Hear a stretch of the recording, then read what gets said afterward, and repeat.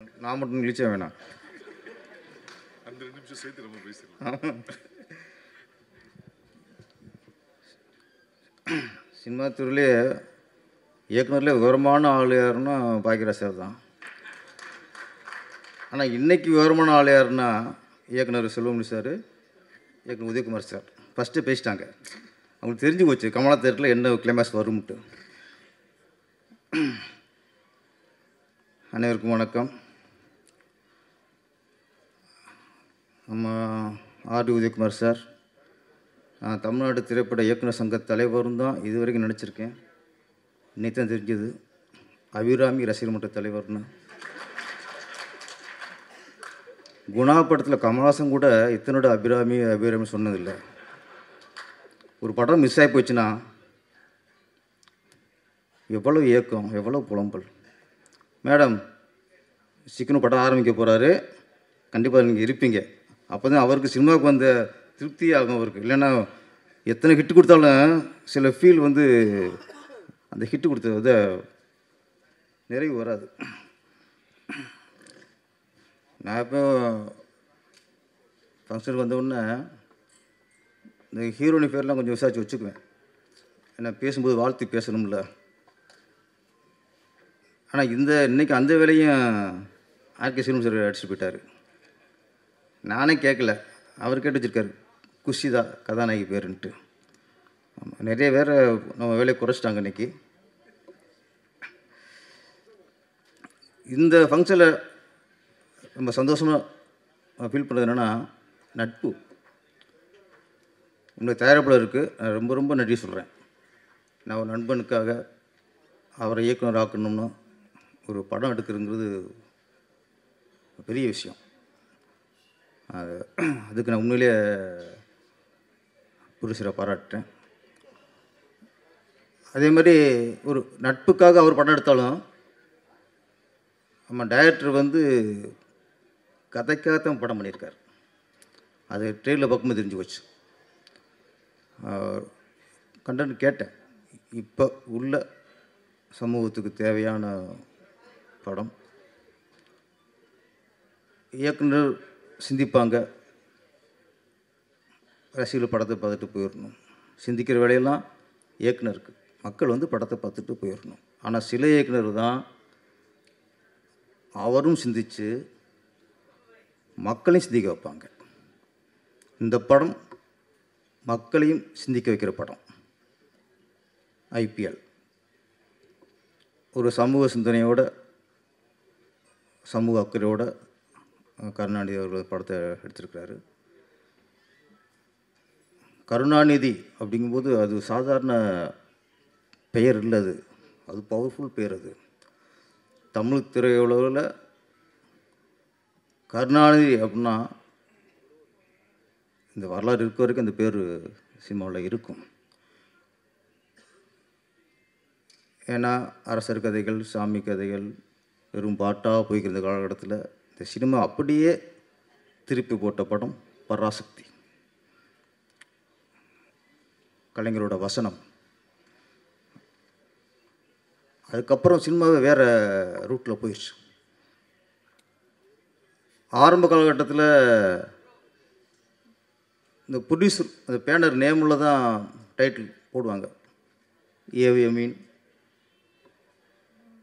வாழ்க்கை, அது மாதிரி தேவரின் தெய்வம், ஜெமினியின் ஒளி விளக்கு, இப்படி பேனர் போட்டு தான் டைட்டில் வரும்.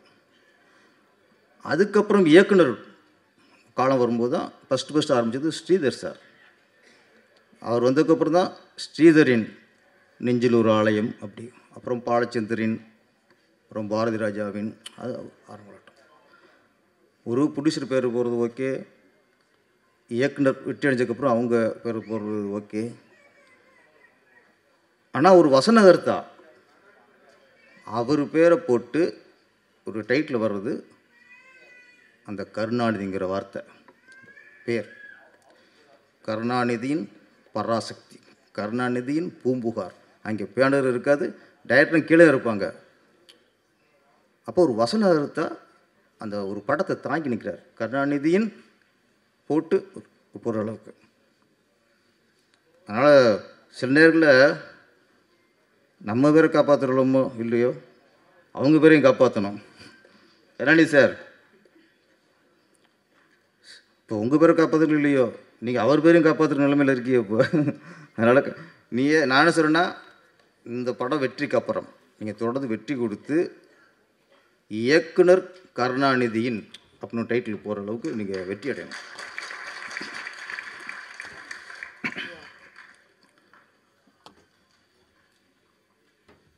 இந்த இது பார்க்கும்போது சந்தோஷம். ஏன்னா டைரக்டர் பை கருணாநிதி.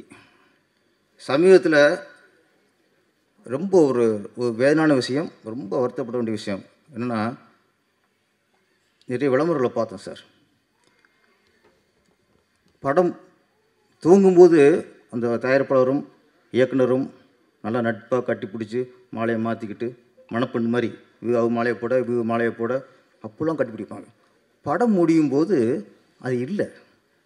பெரும்பாலான படத்துக்கு நான் சொல்கிறேன், நிறைய ஆடியோ லான்ச்சுக்கு போயிருக்கோம். திடீர்னு உதயகுமார் சார் யார் இயக்குனர்ப்பா, இயக்குனர் வந்திருக்க மாட்டார், கூப்பிட்டுருக்க மாட்டாங்க. அப்போ புடிச்சுக்கு ஒரு பிரச்சனை வரும்போது இயக்குனரே அவாய்ட் பண்ணிடுறாங்க. என்னென்னா, நிறைய விளம்பரங்களை பார்த்ததில்ல, ஒரு 4-5 படம் அந்த டைட்டில் கீழே இப்போ இதில் இருக்கிற கருணாநிதின்ட்டு போல்டாக இருக்கும், அப்போ ப்ரொடியூசர் பேரும் போல்டாக இருக்கும். மற்ற அந்த பிஆர்ஓ ஸ்டில்ஸு இதெல்லாம் ஒரு லெவலில் இருக்கும். ஒரு 4-5 படத்தில் இயக்குனர் பேர் அந்த பிஆர்ஓ ஸ்டில்ஸ் அந்த இதுலேயே சேர்த்தம் போடுறாங்க. அதுக்கான இடம் இல்லை, பழகுனப்படுத்திடுறாங்க. அப்போ இயக்குனருக்கும் தயாரிப்பாளருக்கும் ஏதாவது பிரச்சனைக்கும் போது அவங்க கடைசியாக இந்த விளம்பரத்துலேயும் இதில் தான் அவரை பழி வாங்குறாங்க. அது இருக்கக்கூடாது. 1000 பிரச்சனை இருக்கலாம், இயக்குனருக்கும் ப்ரொடியூசருக்கும் 1000 பிரச்சனை இருக்கலாம். ஆனால் இயக்குனருக்கான இடத்த கொடுத்தா தான் அந்த படத்துக்கு மதிப்பு. நீங்கள் இயக்குனர் பேர் இட்டுடி பண்ணிங்கன்னா அது படத்துக்கே மதிப்பெல்லாம் போயிடும். பார்க்குறவங்களுக்கு அது இயக்குனருக்கான இடத்துல இயக்குனர் பேர் இருக்கணும். நீங்கள் உங்கள் பிரச்சனைக்கும் போது இயக்குனர் பேரை போடாமல் விட்டுருங்க, இல்லைன்னா சின்னதாக போட்டு விட்டுருங்க. அது தப்பு. அது வந்து ஒரு படைப்பை நீங்கள் பழகப்படுத்தாதீங்க. நீங்கள் இயக்குனர் தனிப்பட்ட விஷயத்தில் நீ சம்பளம் கொடுக்காம இருங்க, மற்ற வேணும் பண்ணுங்க. நீங்கள் அந்த விளம்பர படைப்புங்கிறது அதுக்கானது கொடுக்கணும். இப்போ அப்பா பையனுக்கு பிரச்சனை, பையன் இனிஷியல் மாற்ற முடியுமா? யாருந்தான் பிரச்சனை இருந்தாலும் அந்த பையன் இனிஷியல் அப்போ தான் போட முடியும், இன்னொரு பேர் இப்போ போட முடியாது. அது மாதிரி ப்ரொடியூசருக்கும் இயக்குனருக்கும் 1000 பிரச்சனை இருந்தாலும் அந்த விளம்பரத்தில் இயக்குனருக்கான இடத்த கொடுக்கணும். கருணாநிதி ஓல்டாக இருக்குது சார் உங்கள் டிசைனில். நான் 2-3 நிமிஷத்தில் மிஸ் பண்ணிட்டேன், இங்கே பார்க்கும்போது சந்தோஷமாக இருக்குது. அப்போ தயாரிப்பாளருக்கும் இயக்குனருக்குமான நட்பு சந்தோஷம் இன்றைக்கி நீடிச்சுக்கிறது, அது எப்பவும் நீடிக்கணும். நம்ம கிஷோர் சார் வந்து ஒரு படத்தில் நடிக்கிறாருன்னு சொன்னாலே அந்த படம் நல்ல கதையும் சொல்ல படமாக தான் இருக்கும். ஆனால் எல்லா படத்தையும் ஒத்துக்கிறது இல்லை. கதையை கேட்டு அவருக்கு சரியாக இருந்தால் தான் ஒத்துக்குவார். கிஷோர் நடிக்கிறதுனால கதை நல்லா இருக்குது அப்படிங்கிற ஒரு நம்பிக்கை. அப்புறம் பாக்கியராஜ் சார் வந்து இவ்வளோ பேசிக்கிட்டு இருந்தோம், மினிஸ்டர் தான் இங்கே இருந்தார். அவர் கொஞ்சம் ஆதங்கப்பட்டார். போகிற பாடல்கள்லாம் திருப்பி அவங்களாம் பாடுற மாதிரி இல்லை, கேட்குற மாதிரி இருக்குது, யாரும் திருப்பி பாடுற மாதிரி இல்லை, பாடவும் முடியலை ஃபீல் பண்ணியிருந்தார். ஆனால் இந்த ஐபிஎல் பாடல்கள் அனைத்தும் நாங்களும் பாடுற மாதிரி இருக்கு. எப்போ ஒரு பாடலை கேட்டு திருப்பி மக்களும் பாடுறாங்களோ அதுதான் சிறந்த பாடல், அதான் போய் சேரும். வார்த்தையில் மடக்கி சிலதெல்லாம் பாவம், இந்த கார்த்திக் சார் இருக்கார், மோகன் சார், கவிஞர்கள்லாம் பாவம் சில நேரத்தில் சில இடத்துல கொடுத்து வார்த்தையை மடக்கி இது பண்ணிவிட்ருவாங்க. இதில் தெளிவாக இருக்குது. எனக்கு அது பிடிச்ச பாடல் இன்னொன்று, ரொம்ப நாளைக்கு அப்புறம் ஒரு கருத்துள்ள பாடல், அப்போ இப்போ வச்சு செஞ்சிட்டாங்க. இப்போ ஏன்னா அப்போது கலைவாணர் என்எஸ் கிருஷ்ணன் அவர் படத்தில் இந்த மாதிரி இந்த அப்பப்போ நாட்டு நடப்பை பற்றி சில பாடல் போடுவார். இப்போ அந்த காலத்துலேயே இப்போ சங்கீதம் அது மாதிரி இப்போ பாட்டே வந்ததில்லை. இப்போ சரியாக இருக்குது சார். ஒரு பெண்கள் அப்போ எப்படி இருக்காங்க, இப்போ இப்படி இருக்காங்க சொல்லி ஆகணும். யாரும் சொல்கிறது எல்லாருமே அப்படியே போயிருந்தால் ஒரு கலாச்சாரத்தையும் பண்பாடையும் சில நேரங்களில் கதையிலும் பதிவு பண்ணணும், பாடல்களையும் பதிவு பண்ணணும். அது நல்ல கலைஞனுக்கு அழகு, ஒரு நல்ல கவிஞனுக்கு அழகு, நல்ல இசையமைப்பாளருக்கு அழகு. அந்த ஒரு பாடல் சமூக அக்கறையை காட்டுது. அதுக்கு இந்த மியூசிக் டைரக்டருக்கு, அஸ்வினுக்கு, பாடலாசிரியர் எல்லாருக்குமே என்னுடைய வாழ்த்துக்கள். டிடிஎஃப் வாசன் கதாநாயகன், நானும் செல்வமணி சார் கூட ட்ரெய்லர் பார்த்தோம், பாட்டெலாம் பார்த்தோம். எங்கிட்டையும் கேட்டார், சார் எப்படி சார் இருக்குது, அதை டெவலப் பண்ணிக்கணுமா சார், நான் என்ன சார் பண்ணணும் அப்படி ரொம்ப கேட்டார். நீங்கள் ஒன்றுமே பண்ண வேணாம், அவ்வளோதான் சொன்ன மாதிரி. கொஞ்சம் இந்த பைக் ரேஸு இதெல்லாம் நீங்கள் குறைச்சிக்கணும். ஏன்னா உங்களை நம்பி நீங்கள் பணம் போடுவாங்க ப்ரொடியூசர்ஸ், கோடிக்கணக்கில் போடுவாங்க. அப்போ நீ சினிமாவில் நடிக்க வந்ததுக்கப்புறம் அந்த மாதிரி விளையாட்டுகள் கொஞ்சம் குறைச்சிக்கணும். ஏன்னா நம்மளை நம்பி ப்ரொடியூசர் ஒரு மூலதனம் போடும்போது, கோடிக்கணக்கில் போடும்போது அதுக்கு நம்ம முழுக்க அதுக்கு பொறுப்பாக இருக்கணும்.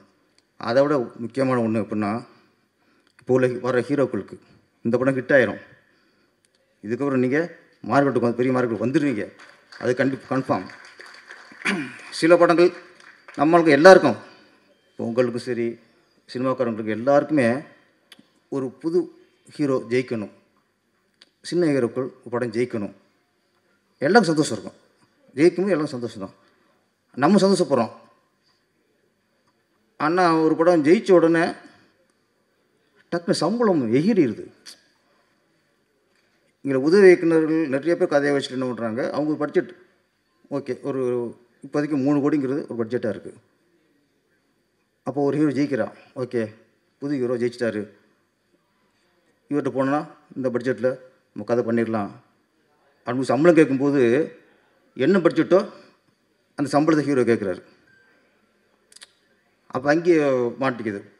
படிப்படியாக சம்பளத்தை கூட்டிக்கணும். இன்னும் ஒன்று முக்கியமான எப்படின்னா, ஹீரோக்கள் நீங்கள் என்ன பண்ணுறீங்க, ஜெயித்த உடனே தனியாக ஒரு பிஆர்ஓ வைக்கிறீங்க, தனியாக ஒரு மேனேஜர் வைக்கிறீங்க, அப்புறம் உங்களுக்காக பர்சனலாக மேக்கப் மேன், பர்சனலாக காஸ்டியூமர், ஃபைட்டு கற்றுக்கிறீங்க, டான்ஸ் கற்றுக்கிறீங்க. இது எல்லாத்தையும் விட முக்கியம் உங்களுக்கு ஸ்டோரி நாலேஜ் வேணும், கதை நாலேஜ் வேணும். கதை தான் உங்களை ஒரு நீண்ட காலம் உங்களை சினிமாவில் வைக்கும். இப்போ அது இல்லை. ஒரு காலத்தில் ப்ரொடியூசர் கதை கேட்டார், அந்த கதை நல்லா இருந்துச்சுன்னா இந்த கதைக்கு இந்த ஹீரோ சரியாக இருப்பார் அப்படின்னு அந்த ஹீரோட்ட போய் கதை சொல்லி அப்படி போய்க்கிருச்சு. இப்போது ஹீரோக்குள்ள தான் நிறைய கதையில் தீர்மானிக்கிற பொசிஷனில் இருக்கும்போது கதாநாயகர்களுக்கு கதை நாலேஜ் வேணும். இல்லையா ஒன்றும் பிரச்சனை இல்லை, காஸ்டியூம் வைக்கிற மாதிரி, பெர்சனலாக மேக்கப் பண்ண வைக்கிற மாதிரி, பெர்சனலாக பிஆர்ஓ வைக்கிற மாதிரி கதை கேட்கறதுக்கு ஒரு ஆள் வைங்க சார். அது பெரிய செலவு ஆக போகிறது இல்லை சார், ஒன்றுமே இல்லை சார். நீங்கள் நல்ல கதை ஞானம் உள்ளவங்க எத்தனை சினிமாவில் இருக்காங்க, எத்தனை கதாசிரியர் இருக்காங்க, உலக சினிமா தெரிஞ்ச எத்தனை பேர் இங்கே கதாசிரியர் இயக்குனர் இங்கே இருக்காங்க. நீங்கள் மற்றதுக்கெல்லாம் பிரச்சனை ஆள் வைக்கும்போது ஒரு படைப்பு, நீங்கள் நடிக்கிற படம் பெரிய ஹிட் ஆகணும், தொடர்ந்து நீங்கள் சினிமாவில் இருக்கணும். அப்படிங்கும்போது கதை கேட்கறதுக்குன்னு கூட நல்ல ஆளை வச்சுக்கோங்க. தேவைப்படுதா இயக்கம் சக்கத்துக்கு வாங்க, இந்த தலைவர் இருக்கார், 1000 பேர் இருக்காங்க சார் ஸ்டோரி நாலேஜ் உள்ளவங்க எங்கள் கூட. நீங்கள் அதை தேர்ந்தெடுங்க, ஒரு ஆளை கூட வச்சுங்க. புதுசாக வர கதாநாயகர்கள், ஏன்னா ஒரு 10-15 படம் பண்ணதுக்கப்புறம் அவங்களுக்கு ஒரு கதை நாலேஜ் வந்துடும், அவங்க கதை கேட்கலாம். புதுசாக ஒரு 2 படம் ஜெயித்த உடனே நீங்கள் வேறு மாதிரி போயிடுறீங்க. அப்போ புதுசாக வர கதாநாயகர்கள் தயவுசெய்து ஸ்டோரி கேட்குறதுக்குன்னு நீங்கள் ஆளை வச்சுக்கோங்க, உங்களுக்கு வெற்றி நிரந்தரமாக இருக்கும். இந்த ஐபிஎல் படம் மிகப்பெரிய வெற்றி அடைய வேண்டும். அஸ்வின் சாங்ஸ்லாம் சூப்பர், பாடலாசிரியர்கள் உங்கள் வரிகளெல்லாம் சூப்பர், ஆர்ட் டைரக்டர் சின்ன சொல்லுவாங்கள்ல, தோற்றத்தை வச்சுலாம் யாரும் கணக்கு விட முடியாது, திறமை தான் இங்கே முக்கியம், இங்கே தோற்றமே முக்கியம் இல்லை. இந்த குழு மிகப்பெரிய வெற்றி அடைந்து தொடர்ந்து நீங்கள் நட்புக்காக எடுத்தீங்க, நீ தொடர்ந்து சினிமாவுக்காக தொடர்ந்து படம் எடுங்க. நன்றி, வணக்கம்.